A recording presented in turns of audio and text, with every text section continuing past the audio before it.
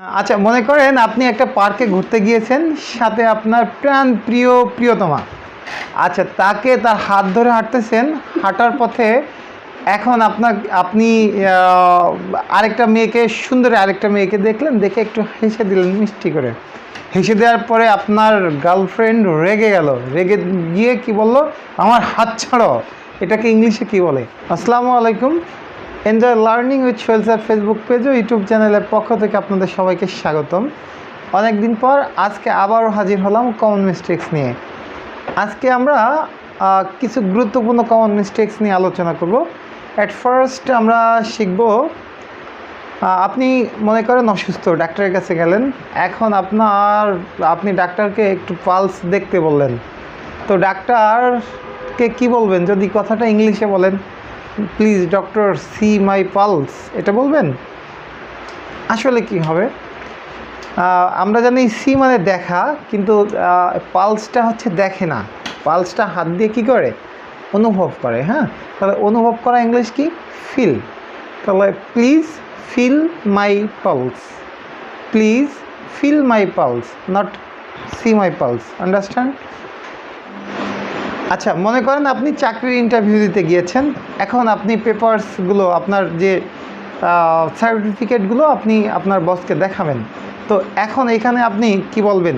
Sir please see my certificates, এটা হবে কি? Sir please see my certificates. আচ্ছা, এ বাক্যে ভুল আছে, এটা আসলে সি মাই সার্টিফিকেটস হবে না, sir please look at my certificate, look at my certificate. আচ্ছা, আবার আমরা অনেক সময় বলি যে তার উপদেশটা শোনো, এটাকে ইংলিশে কি বলে? যে তার উপদেশটা শোনো, প্লিজ হেয়ার হিজ অ্যাডভাইস, বা please hear the teacher's advice, এটা হবে কি? না, আমরা জানি যে শোনা, হেয়ার মানে শোনা হলেও এই ক্ষেত্রে কিন্তু ভিন্ন একটা ভার্ব ইউজ করা হবে। ভিন্ন ভার্বটা হচ্ছে কি? লিসেন। Yes, right.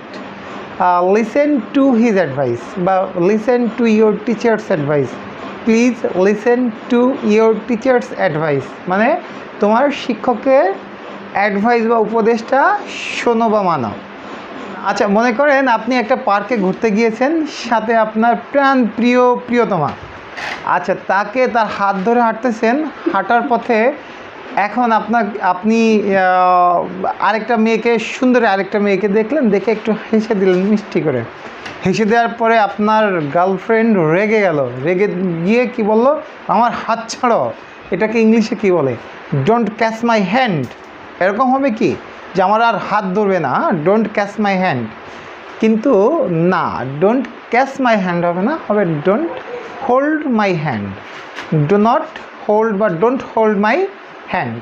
তাহলে do not catch my hand বা ডোন্ট ক্যাচ মাই হ্যান্ড আমরা যদি বলি, বিষয়টা ভুল হবে। কি হবে? Don't hold my hand. আচ্ছা, ভুল সবসময় কে আগে করে? গার্লফ্রেন্ড না বয়ফ্রেন্ড? সরি কে বলে? গার্লফ্রেন্ড না বয়ফ্রেন্ড?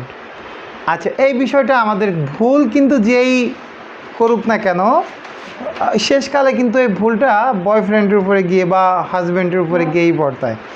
এখন একটা ভুল আপনি করেন নাই, তারপরেও আপনাকে বলতেছে তুমি ভুলটা করেছো, এটাকে ইংলিশে কি বলে?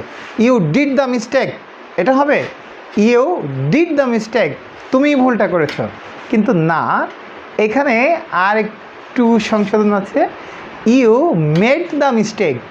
এখন আপনি প্রত্যুত্তরে বলতে পারেন no, you made the mistake. Okay. আচ্ছা, আজকের ক্লাসটা আমাদের এই পর্যন্তই। যদি ক্লাসটা আপনাদের ভালো লেগে থাকে তাহলে প্লিজ আমাদের ফেসবুক পেজটাকে ফলো করবেন এবং আমাদের ইউটিউব চ্যানেলটাকে সাবস্ক্রাইব করবেন।